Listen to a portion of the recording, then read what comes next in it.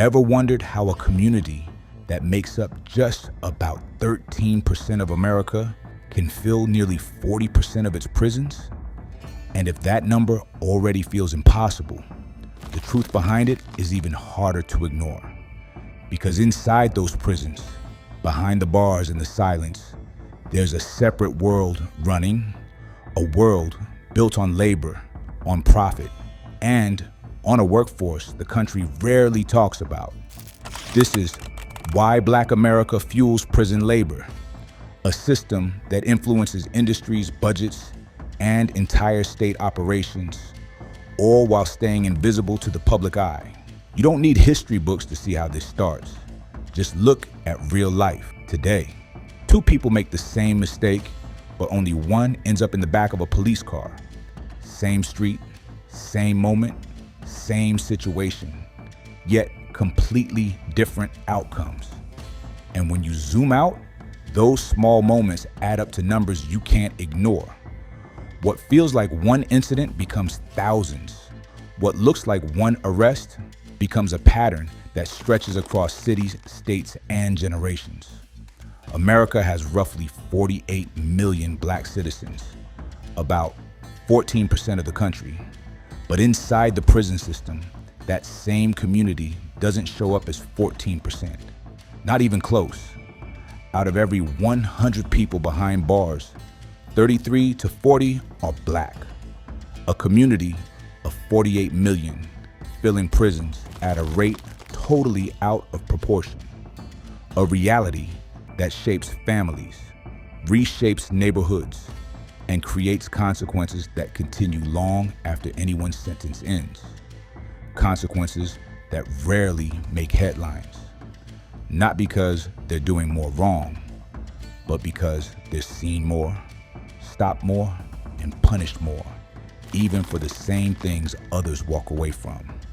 And those repeated moments create the foundation the system depends on. And once the system pulls you inside, that's when you find out what really waits on the other side. And suddenly, the numbers start to make sense. Picture this. You walk inside with the same expectations most people carry, the ones shaped by years of movies and series. Prison as a place defined by gangs, tension, stares across the yard, and conflict waiting around every corner. That familiar image Hollywood loves to repeat, where danger is everywhere and survival is the only storyline. But as soon as the door closes behind you, you realize the real system doesn't look like that at all. The hallway is quiet. Movements are structured. Everything feels controlled, regulated, almost routine, like a place where time is measured, not lived. Even the air feels still, as if every sound has been rehearsed before. You follow the officer deeper inside, your footsteps echoing against concrete, and then something shifts. The building opens into a wide, bright room, and suddenly the whole image in your mind changes. Long tables, organized workstations, people in uniform standing in rows, focused on their tasks, sorting, packing, assembling, moving with a purpose that feels nothing like the movies. It doesn't look like punishment. It looks like production, like a factory hidden behind concrete walls, running quietly inside a place the world thinks it understands. A world more about labor than fear. And what happens next is the part they never put on screen. Because once you see it, the Hollywood version falls apart. You stop at just one workstation, not the whole room, just one. A line of men moves in steady rhythm, folding, sealing, stacking, their hands moving with a speed that feels almost automatic. At first it seems simple, but the longer you watch, the more the scene shifts into something familiar, almost industrial. The pace, the repetition, the precision. It mirrors the same mass production lines people expect to see overseas, the kind associated with cheap labor in Asia. Except, this isn't a factory across the world. This is inside an American prison.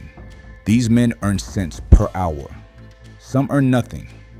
And yet, the workflow, the pressure, the demands match the very systems often criticized abroad. Systems many people call exploitative, unethical, unacceptable. But this table is only one task. Behind you, another group sorts the electronics.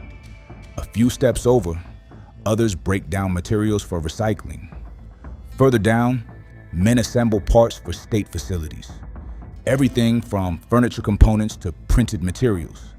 And then, the most unexpected corner, a row of men wearing headsets, calm voices, steady tone, answering calls, logging information. Actual customer service happening behind prison walls for a fraction of what any worker outside would earn. It looks ordinary. And that's what makes it unsettling, because this isn't passing time. This isn't good behavior duty. This is real labor, feeding real industries hidden behind concrete walls. This table is only the beginning.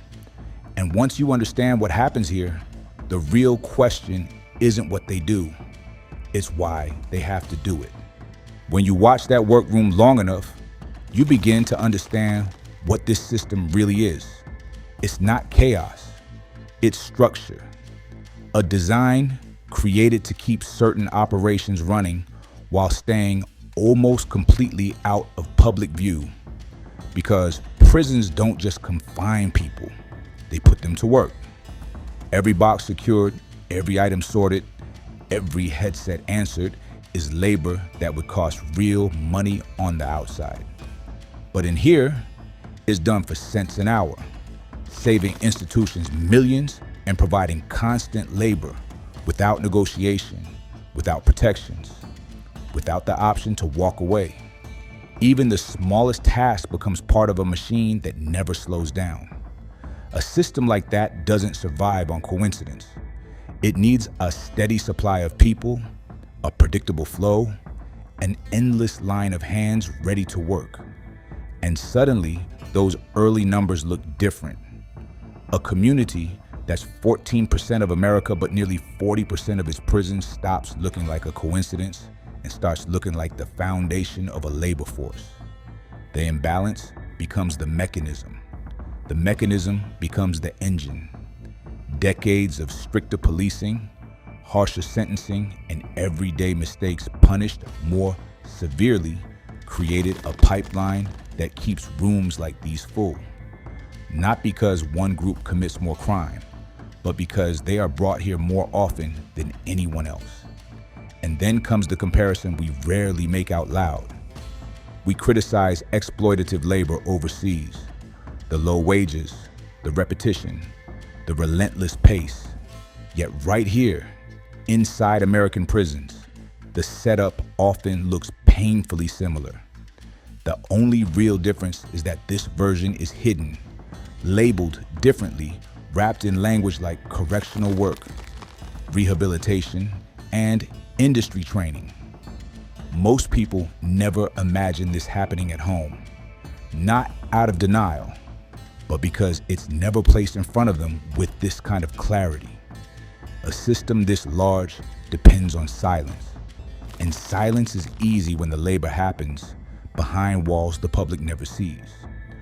Once you see how imbalance, labor, and silence fit together, the entire system shifts in your understanding. This isn't about blaming individuals. It's about recognizing a structure that rewards low cost and efficiency while the human cost stays buried. So now that the hidden world is no longer hidden, there's only one question that truly remains. What else have we been looking at without really seeing?